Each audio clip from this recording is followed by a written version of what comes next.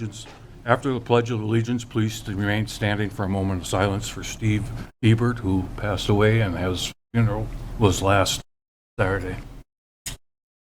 Pledge allegiance to the flag of the United States of America and to the republic for which it stands, one nation, under God, indivisible, with liberty and justice.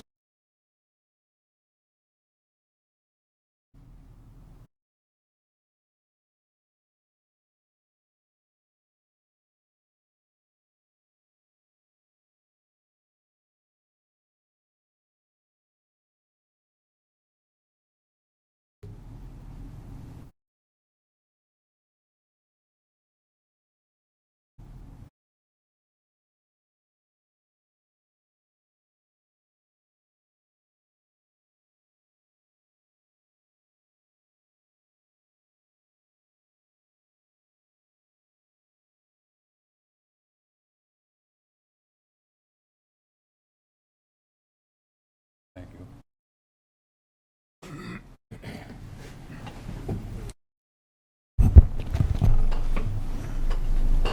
We were supposed to have a years of service recognition tonight for the Winston Volunteer Fire Department. 3 of the members couldn't be here tonight, so that'll be on next time they can come, possibly next meeting. Consent agenda tonight consists of the following items. Item A, declare a 2018 Ford Explorer sport utility vehicle, SUV, and equipment as surplus equipment and eligible for sale as recommended by the police chief, and authorize the mayor and city clerk treasurer to execute an agreement with the city of Lester Prairie, Minnesota for the sale and delivery of the same in accordance with terms and conditions of the agreement for a total purchase price of $10,000. Item B, authorize the city administrator to execute a land lease with M&N Structures Incorporated to rent land adjacent to property with identification number 21.066.0010 incorporated to rent land adjacent to the property with identification number 21.066010 in the amount of $1,200 and expiring December 31st, 2024 for material handling purposes. Item C, terminate the land lease agreement between the City of Winston and Mr. Randy Stodola and Mr. David Carmian for hangar number 19 at the Winston Municipal Airport. Item D, approve the land lease agreement between the City of Winston and Mr. Jeffrey Solom for hangar number 19 at the Winston Municipal Airport based upon the successful submission of all required documents and fees to the City of Winston. Item E, adopt resolution R-24-14 accepting a donation from Security Bank and Trust Company on behalf of Bernice D. Arrett Estate in the amount of $10,000 to be dedicated to the Winston Volunteer Fire Department's Capital Improvement Plan and the Winston Police Department's Capital Improvement Plan. Item F, adopt resolution R-24-15 accepting a donation of 3 custom-made active shooter gear bags from Atomic Harp LLC to be dedicated to the Winston Police Department.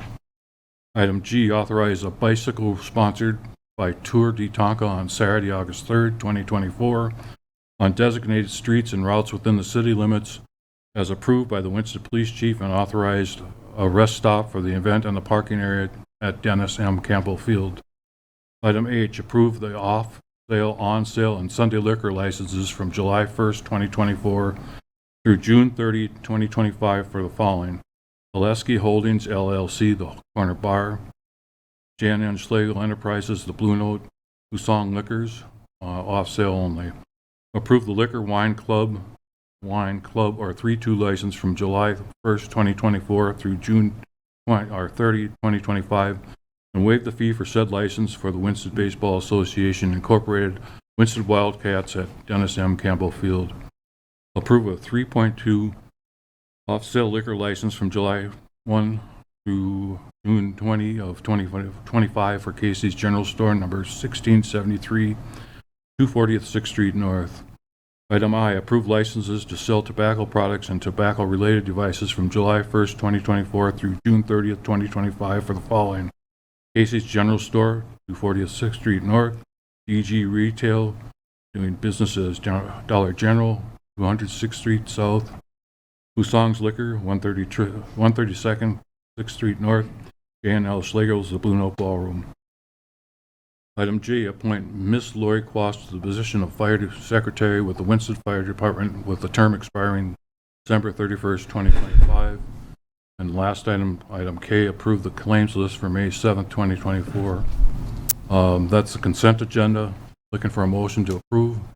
Mr. Mayor, I'll motion to approve the consent agenda as presented. We have a motion. Do we have a second? I'll second. No. I have a couple questions, Sure. though. Let me know when I can ask them. Go ahead. Regarding items C and D, I take it this is what's done when a hangar gets sold from one person to another? Correct. And so the lease is a specific term, correct? A number of years. They don't assume the lease, a new one is written? And is it determined that the purchaser does indeed own and fly a plane? At that time, that is part of the, I don't know if they have to own the plane necessarily, but I think they do have to have their pilot's license. So that's all part of those requirements of getting filled in. So Mr. Solemn has a plane that he's keeping in that hangar. Yeah, as far as I'm aware. I know we looked through credit applications and insurance requirement process to transfer the hangar, necessarily that plane was adopted, but as far as when the transfer happens, I don't know if that step takes place at that time. So if I understand right, we don't know whether he's got a plane or not. Right? I have no idea, but that would be Amanda's been working through that.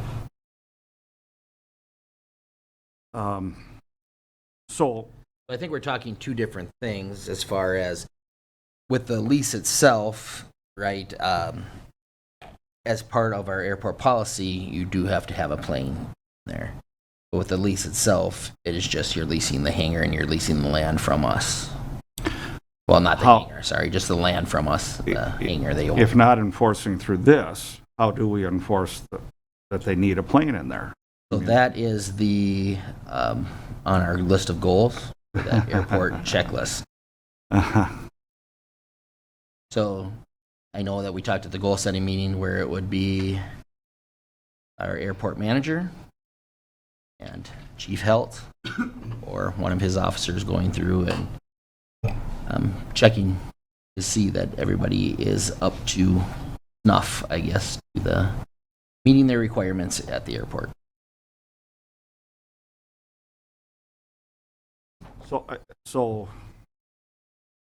I'm not quite sure how this is done, but I object to item C and D and will not vote for it. Okay. So, did you make a second? He did. But I wasn't quite sure whether... You can make the second excluding those two, Okay, then I would make a second and you'll vote no with those two. and excluding C and D, which I do not plan to vote for. Okay, we have a motion and a second. All in favor? Aye. Opposed? I'm opposed. Okay. Motion carried. No public hearing, old business, nothing, and under new business, we have the audit report. You're up.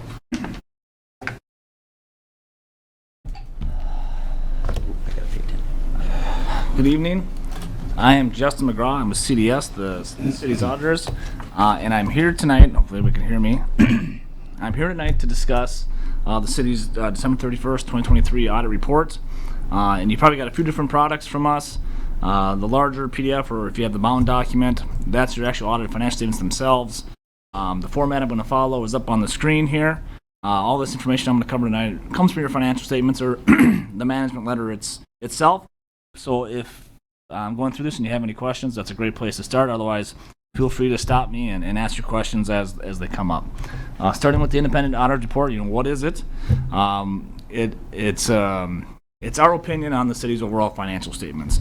Our audit report outlines the responsibilities of both parties, us as auditors, you as the city. It describes the intent of our audit, which is to determine if your financial statements are free of material misstatement, the auditing standards we use to come to that conclusion. And then on page 1 there, at the bold letters at the top, in our opinion, if you don't take anything else away from my presentation tonight, your financial statements are presented fairly. They can be relied upon for gauging performance of the city as well as for future decision-making purposes. And on page 2, we have some other information that we reference to in our independent audit report. One of those items being the management discussion and analysis, or MD&A as we call it. And that really gives your leadership team here a chance to explain some of the activities, some of the changes you saw in your balances in 2023 in more of a narrative format. So it's not just all numbers, it's an explanation of why those numbers are changing or why those numbers are what they are. And speaking of the numbers, on page 3, I'll jump into those, starting with your statement of net position. So your statement of net position is the overall balance sheet of the city, if you will. We look at it kind of in 2 different ways. We look at it at a point in time as December 31st, 2023, and compare it to last year, December 31st, 2022. So you can see where some of those changes are happening throughout the year. And this covers all operations, all activities, all funds that the city has. Starting at the top, current assets. These would be your items like your cash balances, your accounts receivable balances, prepaid expenses, those types of items. You can see here you had a decrease in your current assets in 23 compared to 22. And a large portion of that is due to cash used for some of the capital projects around the city. So you had kind of several larger capital projects, the County Road 5 extension, storm sewer projects, street lighting, the Herald Journal extension project. All of that used those cash resources that the city had on hand. And then right below it, your capital assets, or your non-current assets, which are typically your capital assets, the infrastructure, building, equipment, vehicles, those types of items. You can see that at a corresponding increase and a little bit more actually than your decrease in your current assets, largely due to converting those cash balances into a physical asset. The projects that I just discussed, as well as new equipment that was purchased throughout the year, outpaced the depreciation of your existing assets, and you saw an overall increase there. On the bottom half of that slide, your current liabilities. These would be, think your routine bills, accounts payable, salaries, wages payable, and one thing that is included in there is also contracts payable. So contracts payable are typically items, the construction work or materials purchased before year end and paid for after year end. And you had a larger one in 2023 here for the downtown streetlight project. So you received the materials and then made that payment subsequent to December 31st. So you had a higher increase or a higher amount of contracts payable at the end of 2023 than you did at the end of 2022. Then your non-current liabilities. Your pension liability is a piece of that. That's the liability that you are proportionately responsible for of the Public Employee Retirement Association. That did have a big decrease in 2023 compared to 2022. That's largely due to the performance of PERA's investments, decreasing the overall liability for the plan, and you recognize a portion of that as well. The rest of them are primarily your debt balances, so bonds, notes payable. You did issue one small debt issuance of $200,000 for the County Road 5 project. So that would have increased your debt balances, but your regularly scheduled payments on your old outstanding debt resulted in an overall decrease in your debt obligations. And at the very bottom, the net position of the city. So this is kind of what's left over. If you could pay out or sell all your assets and pay off all your debts, this is what would be left over at the end of the year. So you had some changes in your classifications. The net investment in capital assets, this is your capital asset balances less any debt owed against them. With the increase you saw in your capital asset balances and the subsequent payment of your debt according to your debt schedules, no big surprise to see a pretty healthy increase there. But overall, your overall net position of the city kind of continues that trend that we've seen over the past several years of increases. On the next slide, we start to look at some of the individual funds, starting with the general fund. The general fund is the main operating fund of the city. We look at your cash and investment balances, not only in 2023, but the prior 4 years, so you can kind of see where those trends have been. And for the general fund, it's kind of been all over the place. The general fund has been used to help maybe gap financing for some of the larger capital projects around the city over the years. So one thing you have to look at this is the amount of cash that fund has on hand and any interfund borrowing that has been done over the years. So you'd had a pretty healthy increase in 23 compared to 22. A lot of that is due to repayment of that interfund borrowing. With all the airport projects that have been going on over the years and the federal and state funding that are related to that, it's on a reimbursement basis. So you spend the money up front, and then you submit your expenditures to the Minnesota Department of Transportation, and they approve them, and they reimburse you. Well, a lot of those reimbursements finally came in 2023, so some of the airport improvement project funds were able to pay back the general fund. And then on the next slide, you can look at the operations of the general fund. Again, 2023 and the prior 4 years.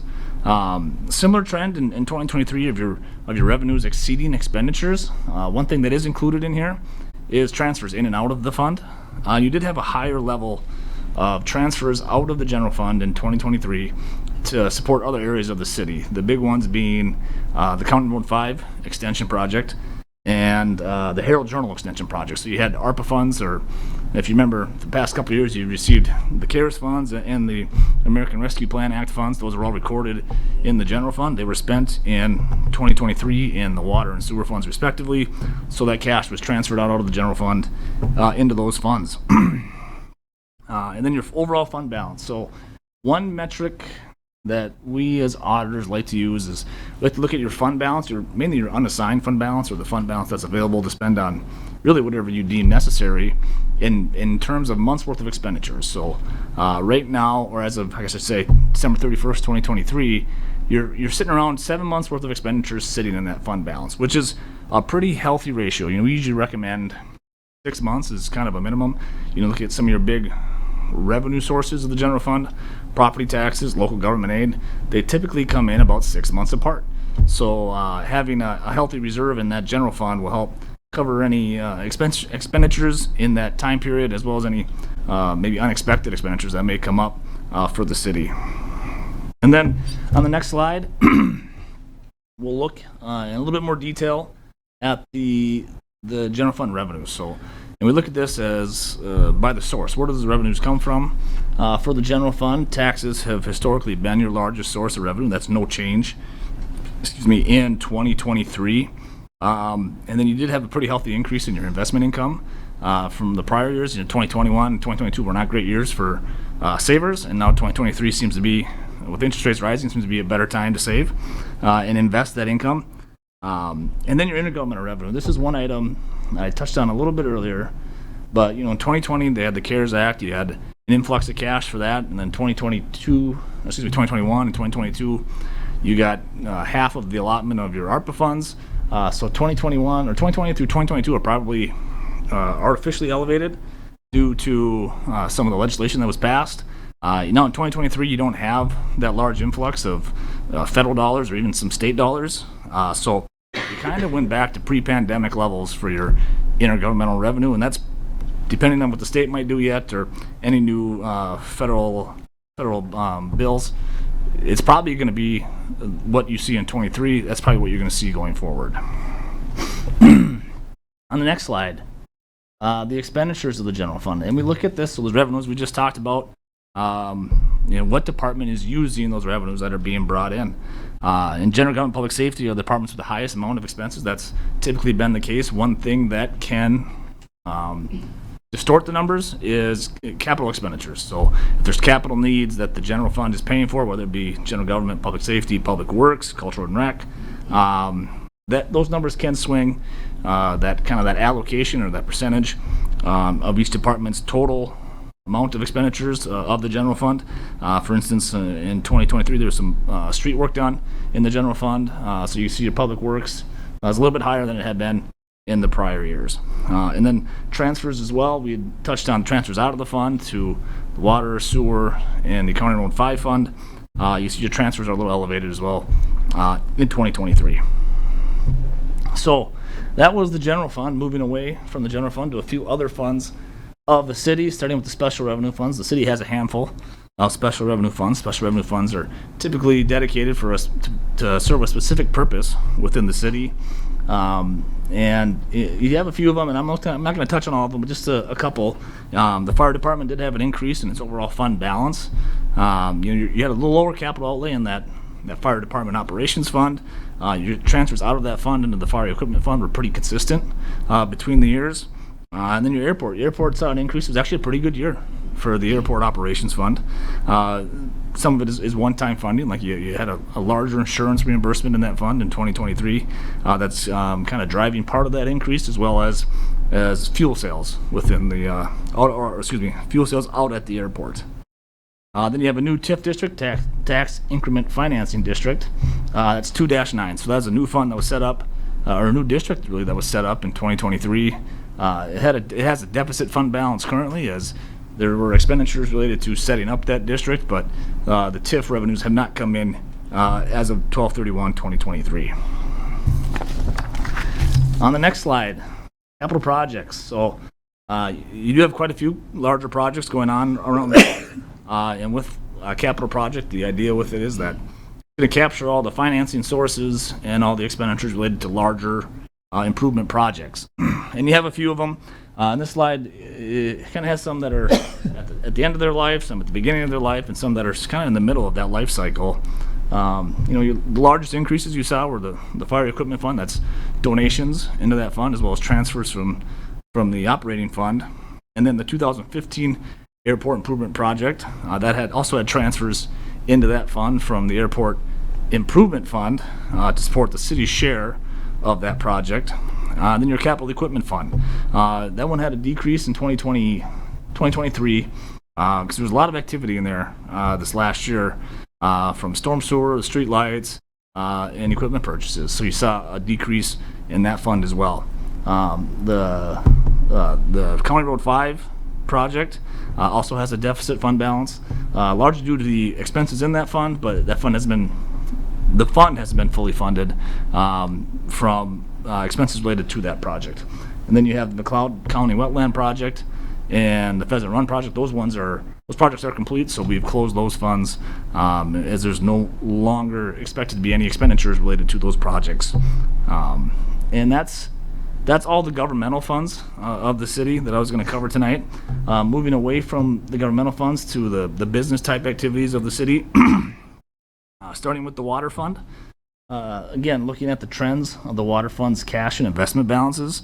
We've kind of talked about these cash and investment balances and rates and things like that.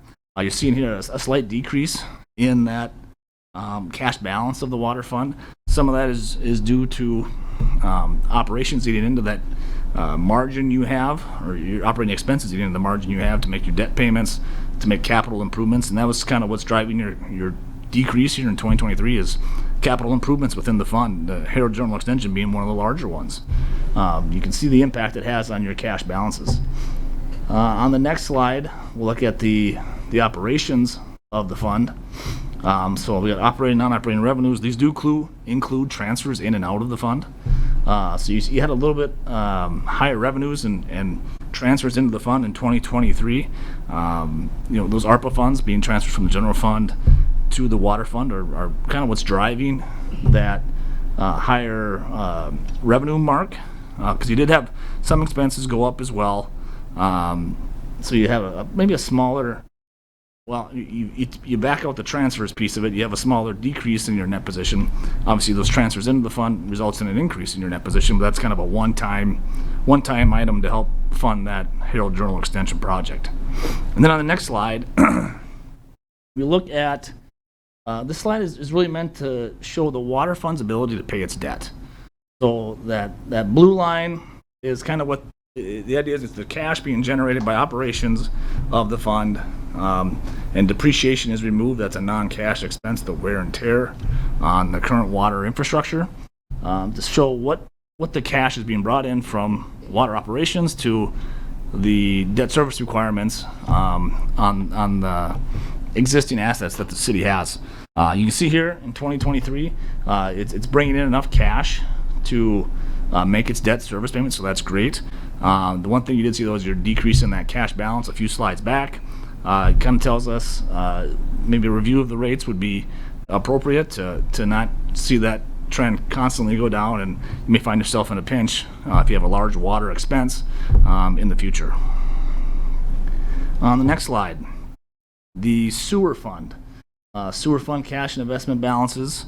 You had a slight decrease in that cash balance, and again, it's a lot of capital activity in that fund. The Herald Journal extension, lift station pump. There was the County Road 5 improvements. That are some of those expenses are also in the sewer fund as well.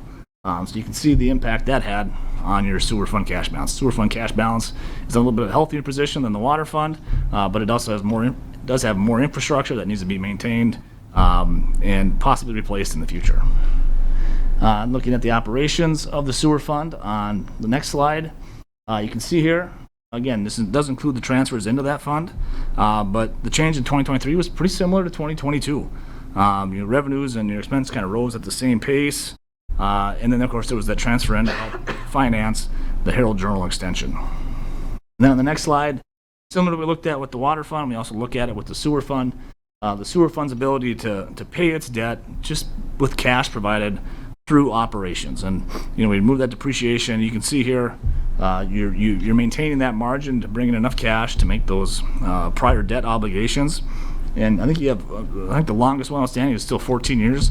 So this is always an item to look at and see, okay, is the sewer fund going to be losing ground, making those debt payments, as well as to continue to provide the service that it has been at the level it has been. One item too in 2020, that one's a lot higher, but there was that 2012 A bonds that were refunded that year. So that is a one-time item that unless you refund your bonds going forward, we don't expect to see that in the future.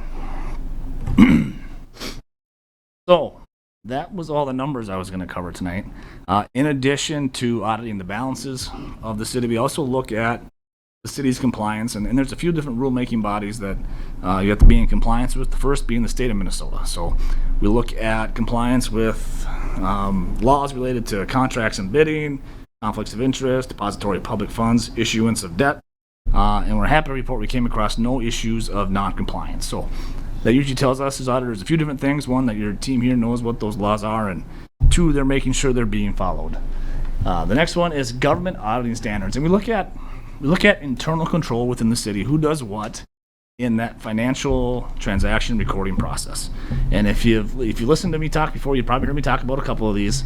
One of them is being the limited segregation of duties. So with a smaller office staff, it can be very difficult to break up every piece of that transaction process, from who's authorizing it, who's recording it, who has the custody of the city's assets. So I kind of like to use it as an opportunity to talk to you at the governance level. You're another set of eyes in that process. When you get that claims listing or you see a vendor that you don't recognize, ask those questions of your team here, and I'm sure they'll be able to get you the answers you're looking for. And then audit prepared financial statements. So with the products we provided today, while it's all derived from your financial records, we do put it in that format to be in compliance with the Government Accounting Standards Board. So we have to disclose that as well. And then on the next slide, we also issue, in addition to the financial statements, we call it a management letter. Really, it's a letter from us as auditors to you at the governance level to let you know how the audit went, any difficulties we encountered, any changes in accounting practices, and with the difficulties thing, we're happy to report there were none, and we ask a lot when we come in of your team here, and it's not just them, but we also ask a lot of your vendors, your engineers, your banks, the county, the state. There's a lot of parties involved in the audit process, and we're very thankful for everybody who helped us get through that process and get us to the point where we can deliver the audit tonight. And then on the very last slide, second to last slide, I should say, is discussion points. So if you come across any new accounting standards that you need to be aware of, we'd like to put that in here. Or in this case, it's a new law, the Earned Safe and Sick Time Law. So the state passed a new law that took effect January 1st of this year, requiring employers to provide leave time to all employees who qualify. And it changes who qualifies, how much they qualify for. It expands the circumstances of their use. There's notice and documentation requirements. And just like most good laws, it seems to change as it comes out. So the Department of Labor and Industry is still working on the implementation and the rollout of this new law. As far as who qualifies, a big question is volunteer firefighters. Do they qualify for this or not? And we don't quite have a 100% answer on that yet from the state. So that's one thing to be aware of as these as the program is being rolled out by the Department of Labor and Industry, when we find out, we'll make sure to pass along the information. But just to be aware that this is a new requirement, and you're probably already feeling some impacts of it on your day-to-day operations here at the city. So, and then on the last page is my contact information. So if you're looking through some of this stuff in your free time and you think I should have asked Justin this, or I wish I would have asked him that, feel free to call, email, or if you're ever driving through Litchfield, stop by our office. So with that, I'll open it up to any questions anybody might have right now. Were there any fund balances that concerned you? I wouldn't say there's anything that are concerning. It's your capital project funds and the funding, the interfund borrowing to cover those. You have, I think it's the industrial park one that's kind of historically a negative fund balance because you have this industrial park land that's sitting out there. How realizable is that value? Is it going to be able to pay back the general fund? The rest of your capital project funds seem to have a dedicated funding source to pay back the general fund, and that's a big one. I want to say it's like $535,000 or something. So that's one. As you still have the land, so that's the asset you have on your books. But is it going to be realized at that value to pay back the general fund? And I think that's been quite a while. It's been sitting out there. Right. But that's the only one that I'm keeping an eye on from an auditor standpoint. And then your water and sewer rates, like we kind of touched with your cash balances, kind of steadily decreasing, staying on top of the cost of operations, what that rate level needs to be to fund not only your future capital improvements that need to be made in that fund, or to those systems, but the debt payments that you have. And the nice part is the debt is all scheduled out, so you know what those are going to be. It's really trying to predict what's that change in operating costs going to be for that fund, and what are the capital needs that are going to be needed in the future. Those margins, though, in those two funds are a little smaller than you like to take it. Typically, yeah. Typically, it'd be nice to have a gap where the cash you're bringing in, you have to pay your debt requirements. But I'd like to see building a reserve. Your cash balances were going down. I kind of like to see it going the other way, because it's probably not going to get any cheaper to maintain those systems or improve upon them in the future. So, we'd like to see your cash trending up, not necessarily down. We have a number of bonds that we're paying off, and how are we positioned in terms of bonded indebtedness? What's a number that we could bond for today? That's a good question. Right now you're sitting pretty well with your bond, and a lot of your bonds, at least the recent ones you're taking out, have a very favorable interest rate. Obviously, interest rates have increased, so the cost of borrowing is going to increase in the future. Maybe that'll come back down. I can't give you a number off the top of my head for, here's what you can comfortably take out and still pay. But you're the accountant. Yeah, I didn't prepare for that question tonight. But, for the water and sewer funds specifically, like you kind of saw those slides, you don't have a lot of wiggle room to take on more debt right now, without raising rates. In those funds. Yeah, in those two funds specifically. Without raising rates or finding a way to cut the costs in those funds, you don't have a lot of margin. Okay. So you're not concerned with what we pay our city administrator? No, that didn't come up. I think it came up as too little. He was concerned about that. Yeah. Was he easier to work with this year? So actually, last year we didn't get a lot of chance to work with because Adam was still kind of bridging that So the gap. answer is yes. Yeah. So yeah, he was here this year, so we got a chance to work with him. Well, thank you. Yeah, thank you very much for having us out. And like I said, if any other questions come up, feel free to let us know. All right. Thanks, Justin. Thank Thank you. you. We've come to the organization report tonight. It's McLeod County Commissioner and No. County All I need Administrator. to know. Thank you.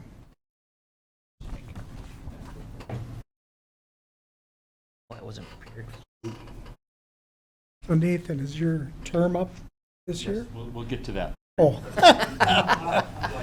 We'll get to the Sheila campaign. sits next to me. Will she show up on the video? yes. Yeah, There, you can see she is it. right now. Okay, good.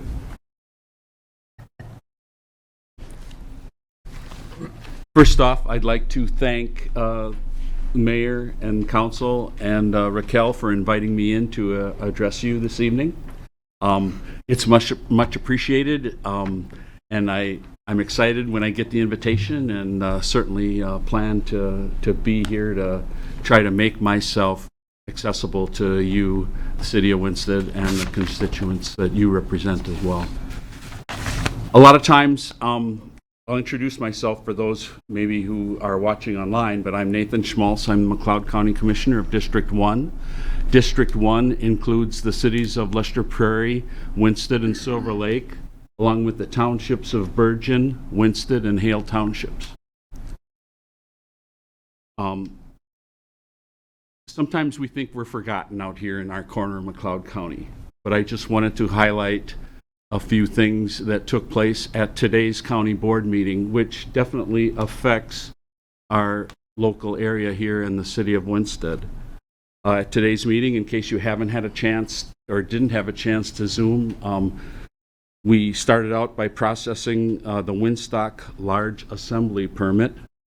You've already done that. When topics like this come up before county board, it's not just processing it, but I try to educate the other county commissioners as well on what's happening out here in our district and how huge the event is and what a task it is to put it together, not just to host the event, but to put the permitting together. Extremely extensive process to go through.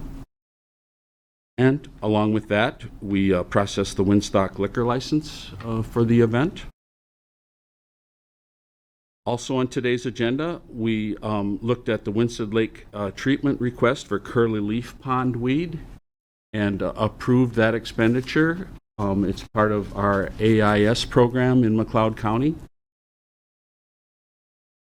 We also reviewed county parks plan, which includes removal of the brick and mortar restrooms at our county parks, including Wilmay, and replacing those with handicapped accessible, ADA compliant, I guess we call them porta potties at those parks. The buildings that are there now will be torn down, and if there's a pit below them, they'll be filled in. Along with that will come some screening to offer some protection around these porta potties when they're installed. And then also, as part of the county parks plan, we approved some new signage kiosks which are going to be installed at the county park. The kiosks will serve as a place to post information, maybe post some mapping and other information pertaining to McLeod County and the parks where they're located. At any time, if you have questions, feel free to interrupt me and bring it up. I hope we can have an interactive conversation as we go through this. I brought along a handout, which, thanks to administration, was prepared for our annual meetings that were held at the township level here back in March. There's a lot of information in the pamphlet, very well done. And I thought I could share that with all of you tonight, and feel free to share that with other people that you may have contact with. And I'm going to go through it. A lot of the pages don't probably concern you very much, but we'll just go through it quickly, ask questions as we go through it, and I'm privileged to bring along our county administrator, Sheila Murphy, this evening. So, I mean, if you have questions that you want to direct to Sheila, please feel free to do so. Our contact information is on the front page. We have our department heads on the second page. Information on page 3 about Board of Appeal and Equalization. I don't think we need to, unless you want to ask questions about that. Board of Appeal comes up in our second meeting in June. You've already processed your part of it, I suppose, previously. In McLeod County, drainage projects are a huge deal.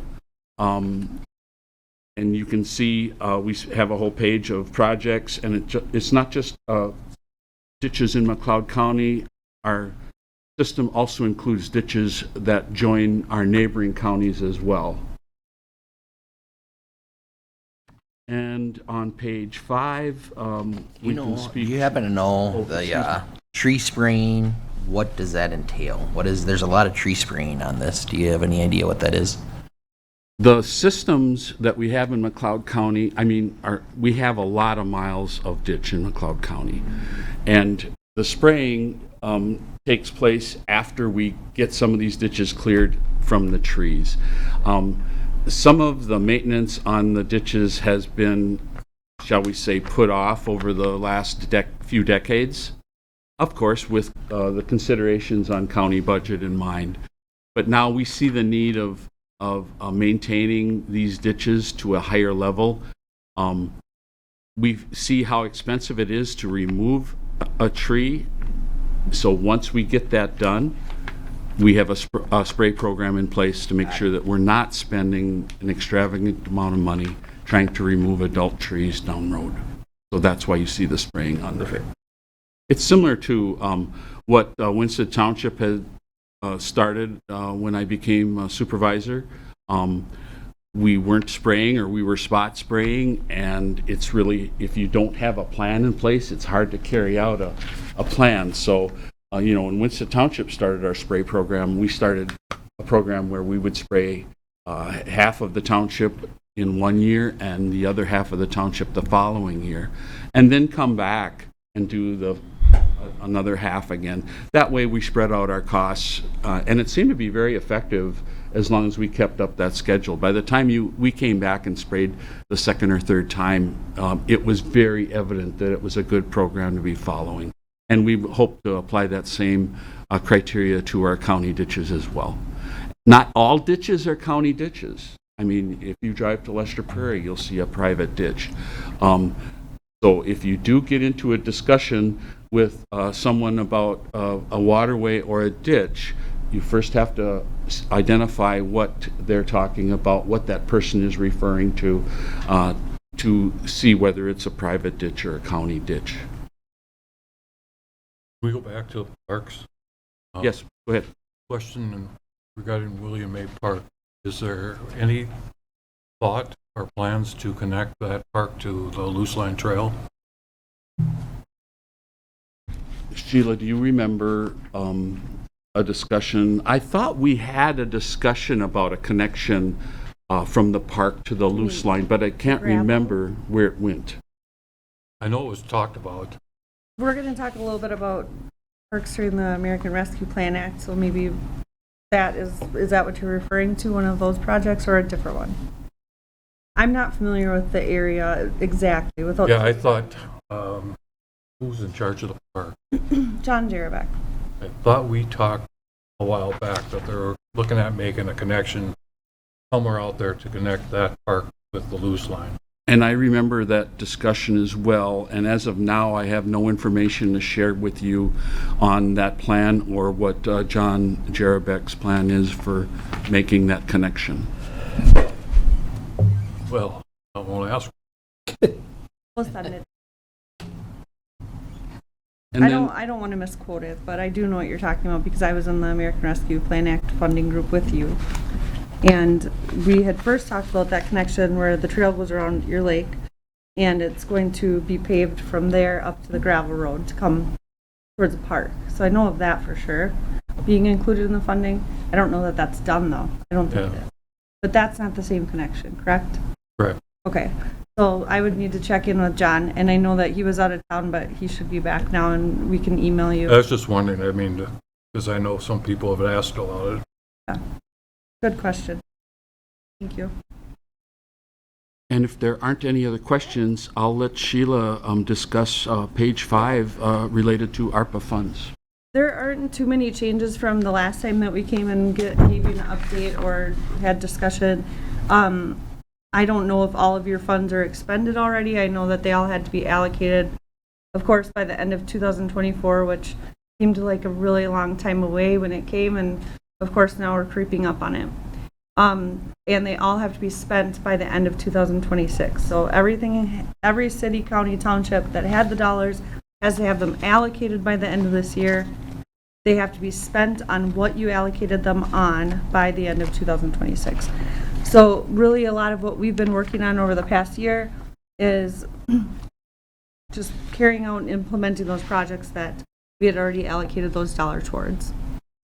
There really aren't any changes. Do you have any questions about the funds? So the fair being free as part of this ARPA fund? The Agricultural Association chose to use those dollars for that. That was the hope and the intention. But our fear was if we said, you have to use it for that every single year of this, that if it didn't work out to have a free fair, that could cause a problem for them.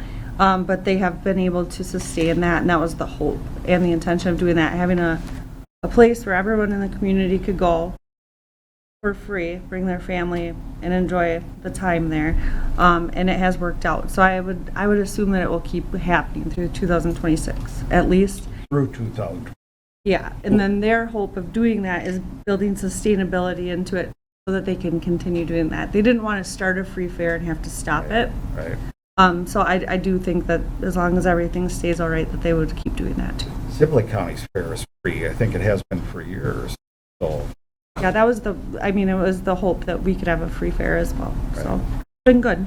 And I think to add to that, I believe that we do have funding in place to have a free fair for a time period of 5 years. Yeah, they don't have to though.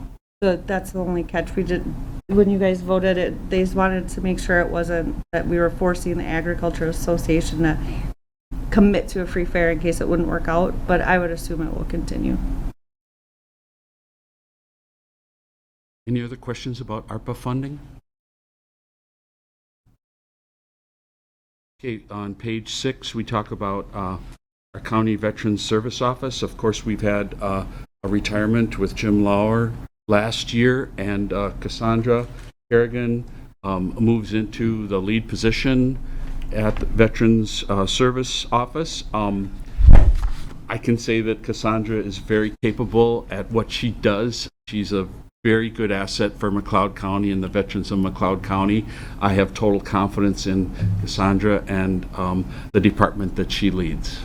I've heard positive feedback as well, so. Yeah. We were actually very lucky. We just celebrated Cassandra's active duty retirement a couple of weeks ago. She's a definite asset to the county, and Grant and Brianna have been great on her team as well. Yeah. Page 7, recycling. I really, it is disappointing that we don't have the recycling capabilities that we once had at the site in Hale Township at County Road 15 and Highway 7. The site was just becoming too hard to manage as far as people abusing the site, dumping garbage off. And it was clear that without security, without fencing, without even someone observing what was happening out there, that it just couldn't continue. Our recycling options are still taking place in Hutchinson at Solid Waste. They do operate, I believe, one Saturday a month for more, Saturday mornings once a month, and your schedule is printed on page 7. It's the best we can do for now, and it's still a point of discussion on what or how to recycle. We just don't have a clear direction on that part at this time. I have a question to Neil regarding why are we not taking appliances anymore? Was that our choice or the county? Yes. Well, yes, it's our choice, partly due to the funding from these guys stopped, and for that portion of it, and the same reasons that they had to close them down. It was just more of a hassle than what it was worth. Well, define worth. I mean, it was a nice service to be able to provide Winstonians. So I guess I'll just give you examples of worth. Would be somebody has to come here, get the permit, then they have to bring it out there.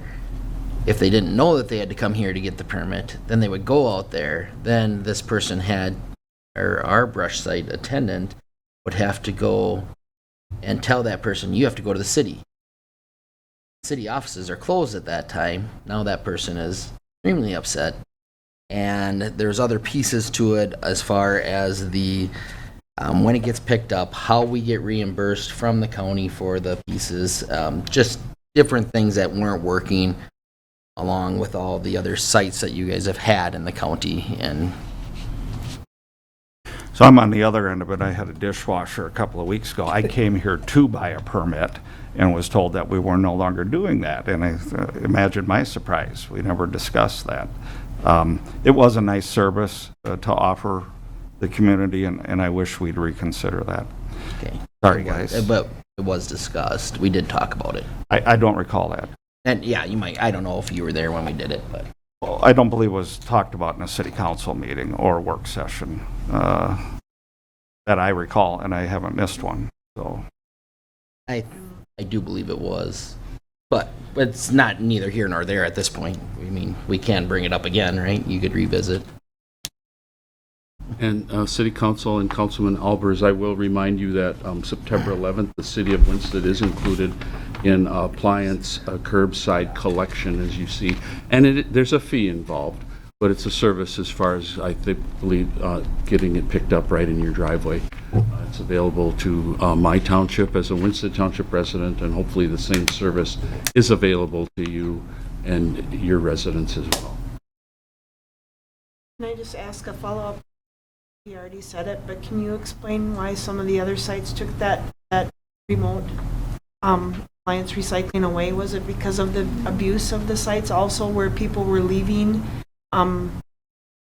electronics outside of the parameters of what the guidelines were? Am I remembering that wrong? Try, because I have no experience with With the remote site appliance appliance recycling, I don't either. But I do know that the only reason that we've had to discontinue any of our programs or where they're located is due to abuse. I mean, just for instance, at the courthouse, which is across the street from, or the site that's across the street from the courthouse and law enforcement center, people, I would watch people walk up and dump illegal materials into it. I would go up to them and say, you literally can't do that. And they'd just go, oh, and drive off. And then someone would say, well, why, you guys have cameras, just process. That costs way more than disposing of an illegal dumping. So it just became unmanageable. And I'm guessing that that's probably what happened if that was a service, the remote appliance recycling. Right, because I remember us talking about it. It's closing, and because of that use in other sites, and because of the funding that will stop in 2024 for our attendant, that's what was talked through at a work or a budget meeting, maybe the 2024 budget meeting last summer, right around in that time.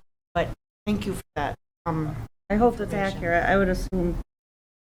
our site was is manned. I mean, you couldn't drop those appliances off, and unless the leaf dump was open, right? So Wednesdays and Saturday mornings. I think we have had, I shouldn't speak, but I think there have been instances where it's outside and has happened. I don't know how many. Get dropped off outside. They do get dropped off. So, That did occur. That was one of the largest concerns. Any of And the sites, other they weren't open. piece right now, with it being open, we weren't going to be able to have somebody there all the time. All the fencing because of the Correct. construction, We're road open now, construction, too. right? Not pertaining to appliance recycling, but as Sheila mentioned, right across from the courthouse facility last year, someone dropped off a piano. Well, what's the county supposed to do with the piano?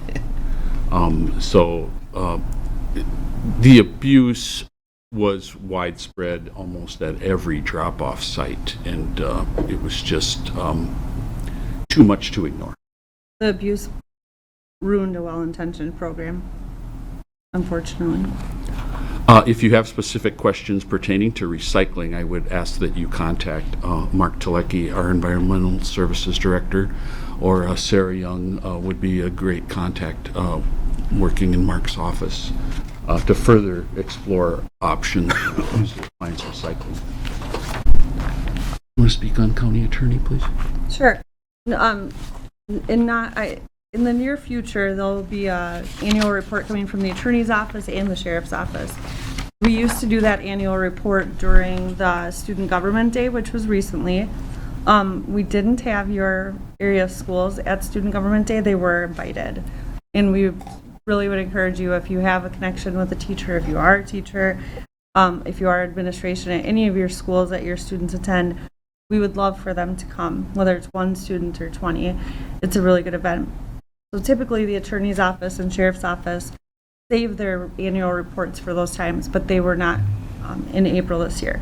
So what you'll see in those nice annual reports, which are posted on our website, is just kind of a summary of what kind of items that they've been dealing with throughout the year. The attorney's office, as you know, Ryan Hansch took over last year as the new county attorney.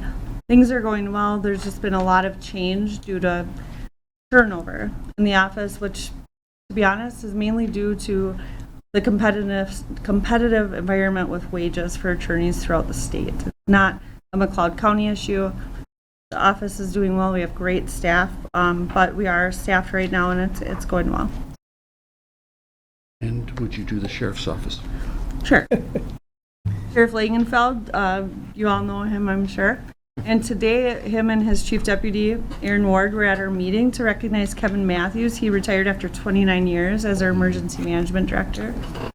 We haven't faced the same challenges that other counties and cities have faced throughout the state, which Chief Helt could tell you about more. I know that cities have had to be so responsive in their staffing. I think we've been pretty lucky, actually, in having some good retention. Because we have the jail, the corrections, and the sheriff's office, and the communications. It's just been going pretty well overall from what the feedback is that he gives us. So I don't really have anything else than that. And credit to administration, on heading off some of those issues related to wage compensation. I mean, the foresight that administration brings to the table is much appreciated by me as a commissioner in trying to create that continuity in McLeod County. On page 10, there's some changes ahead for assessing. The board did approve to go to what they call a true county assessing system. I did not vote in favor of that just because of the timeline involved. One of our government entities in District 1, Silver Lake, was still using private assessing as part of their assessment in their city, and I wanted to be sensitive to their situation and give them, as much time as possible to adjust to what we call true county. True county not only will affect our government entities out here in District 1, it also affects the assessor's office as well. And some of the people that staff the assessor's office. So if you have any questions about assessing, feel free. Your questions might come up as the change occurs. It's going to be a little bit of a difficult change between private assessment and going to the true county model for our office even. And the changes have already caused confusion when some of our assessors are out in the field. So if you do have any citizens that bring a concern to you about someone assessing their property and who should be there and who shouldn't, just default to us and we'll help however we can. But for our municipality, nothing has changed, right? Right. So quite a few of the townships hired independent contractors to do assessing. And that's all going away. That's changing, right? A lot of the independent contractors were people who already work in our office. Oh, The most won't so it's see like a side gig. Yes. Oh, And that's what I was referring to as far as being sensitive to the assessor's office and the people that are staffed by the assessor's office too, to try and give them some time to work through this as we go. It is set to be implemented January 1 of 2025.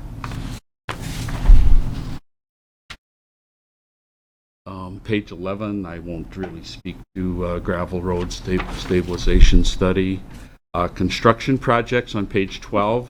It's kind of an off year for our corner of McLeod County. A lot of times these projects are staged, so that we can take advantage of mobility and having contractors work, let's say, within a district or within a certain area. One thing that is happening, of course, is the County Road 5 extension. Hopefully, that can be completed as planned here this year. One thing that started just today or yesterday was the Morningside intersection at Highway 212 in Glencoe is getting a roundabout. So if you're driving through that area, be prepared to follow the detours. Let's see, other than that, we look forward to next year. County Road 1 is still on schedule for a concrete overlay from where the project was terminated or left off, southwest of Lester Prairie. The plan is to come now from that point into Winsted. And also, we're setting that project up to cooperate with the county of Wright County as well. So that concrete overlay is planned to go all the way to Howard Lake. Did that project change a little bit? Because I thought last year when you were here, you said it wasn't going to be. Or has it always been? It is not changed. Most of it's going to be concrete, but not through the city. The municipalities sometimes will reserve the option because of the underground utilities under the road. I believe that Lester Prairie and Winsted are both looking at maintaining an asphalt section through their city limits.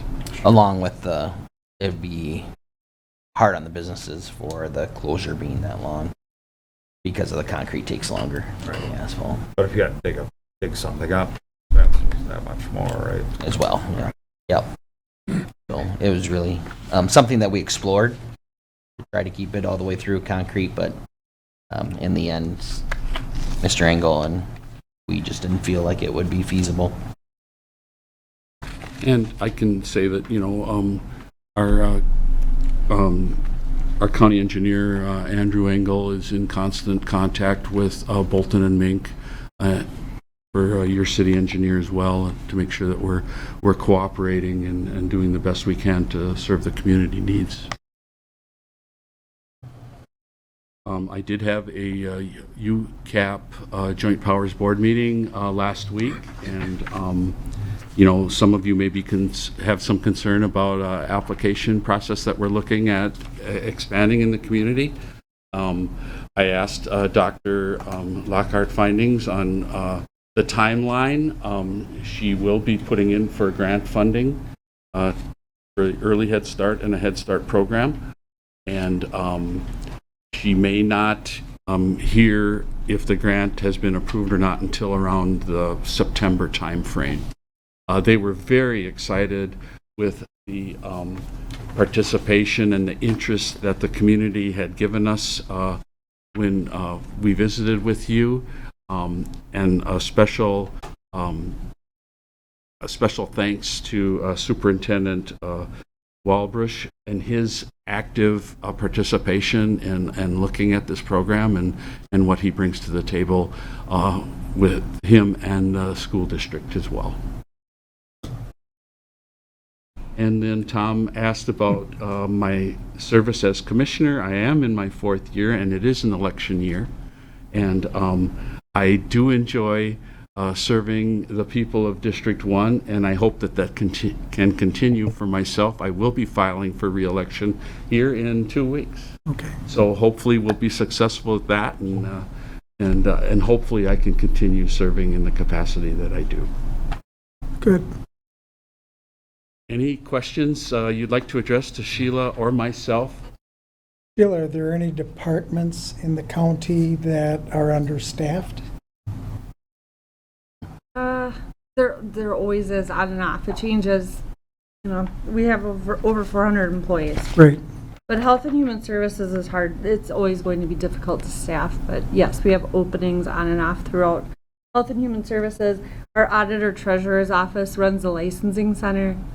That seems to have openings throughout time as well. It's been going better since we've been at the government center. It's a nice setup. Janet, Connie, they do a great job there. Barrett does a wonderful job upstairs.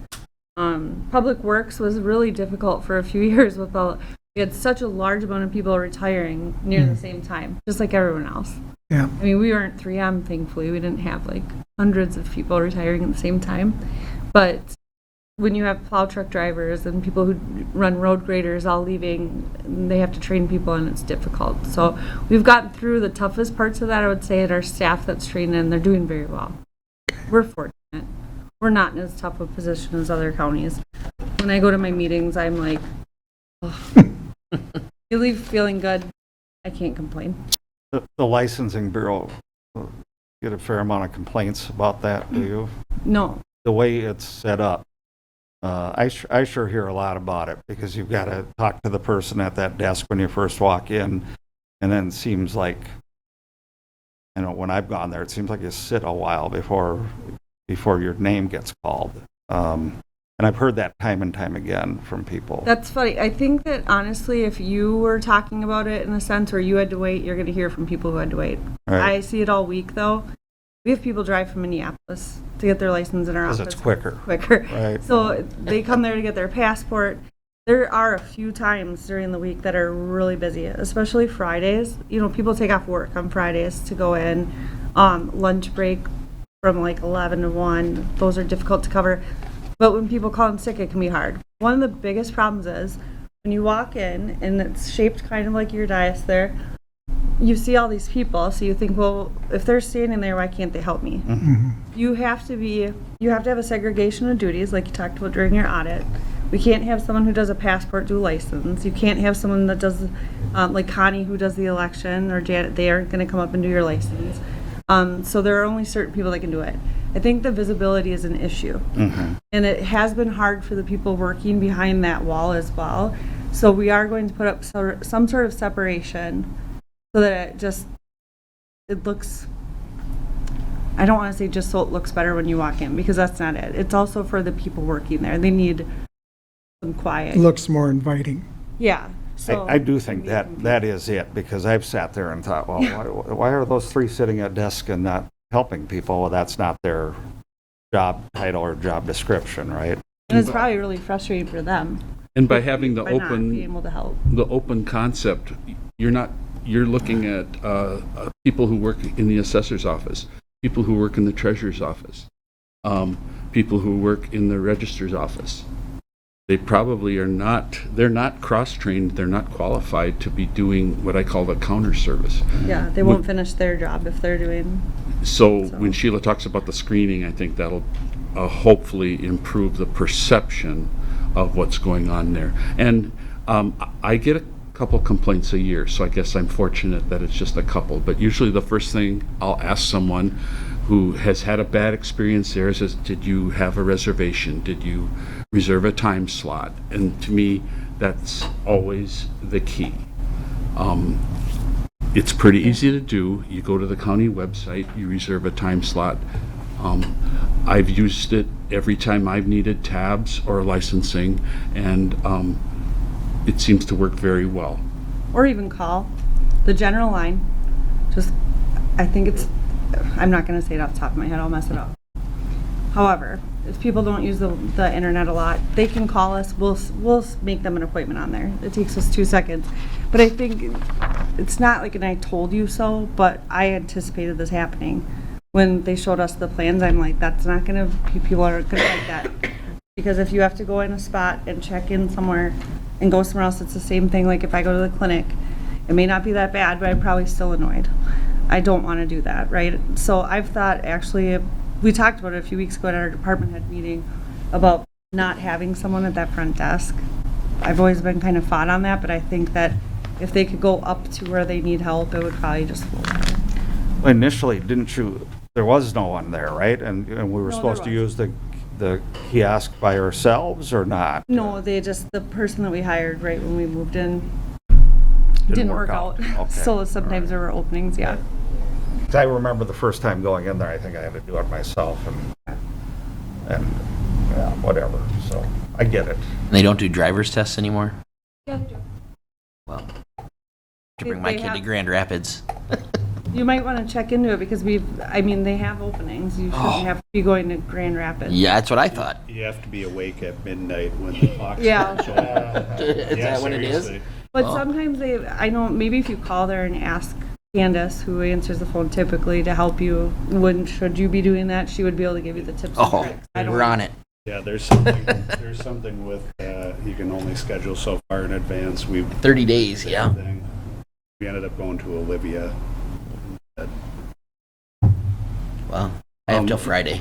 In closing, I like to remind the public that they should check into the county website, Welcome to McLeod.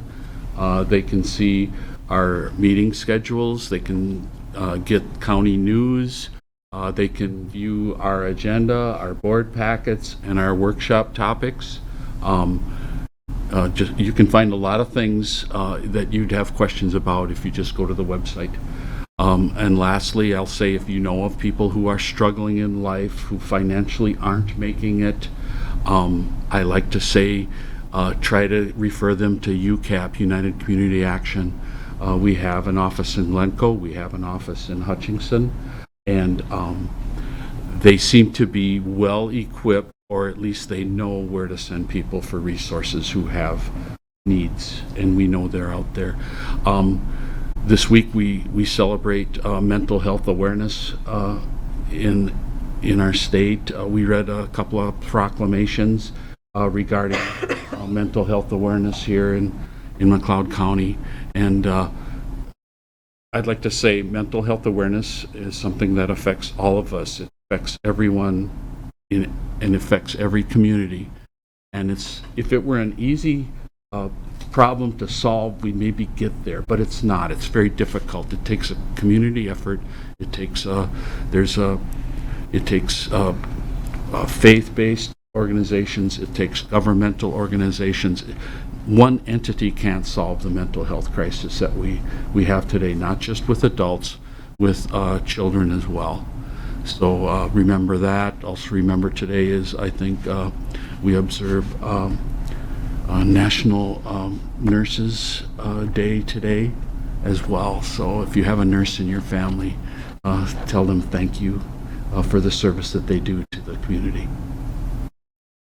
Any other questions you have of Sheila or myself? You mentioned UCAP, so just an FYI, about a month ago, food shelf. They are office shelf building, and quite helpful. Those two entities kind of go hand in hand, and it's a nice service. Yep, and we're happy to have their presence in Glencoe. And you are correct, they run an office out of the McLeod County Emergency Food Shelf Building as well, also. Well, thank you. Yes, thank you both. Thank you. Have a good evening. Good luck with the election. Thank you. We've come to the open forum section of the meeting tonight. If anybody has anything they want to address the council, please step forward.